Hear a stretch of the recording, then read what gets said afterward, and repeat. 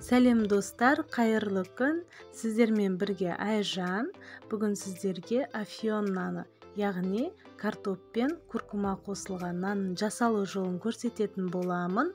Видеоны соңына дейін қарап, каналыма тіркеліп, қоңыраушаны басып қойыңыздар, себебі келесі видеоны жіберіп алмаңыздар.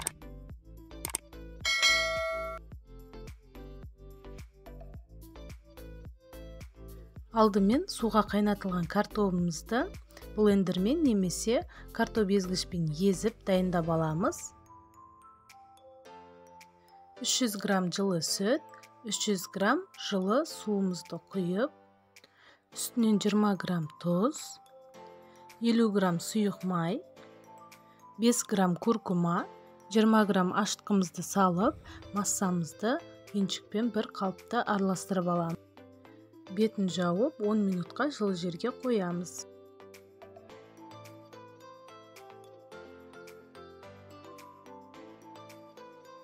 Дайын болған массаның үстіне езілген картопымызды салып, бір қалыпты араластырамын. Дайын болған массаның үстінен 1 килограмм ұнымызды електен өткізіп алып, аз-аздан салып, қамырымызды илейміз.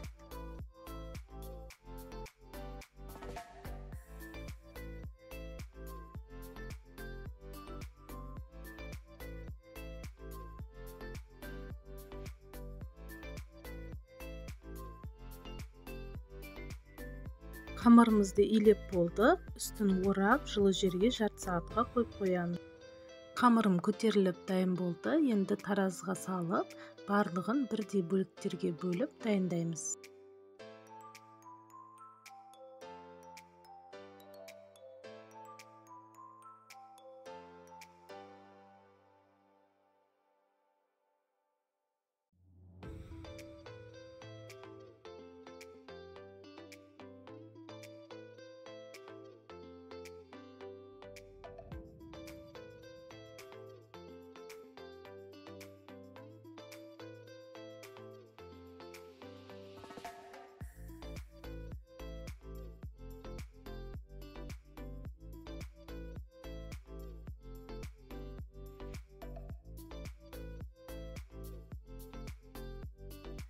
Бетіне жұмыртқаның сарысымен кішкене сүт араластырып жабып жібересіздер. Сосын қалауларыңызша бетіне күнжіт немесе куркума сепсеңіздер болады.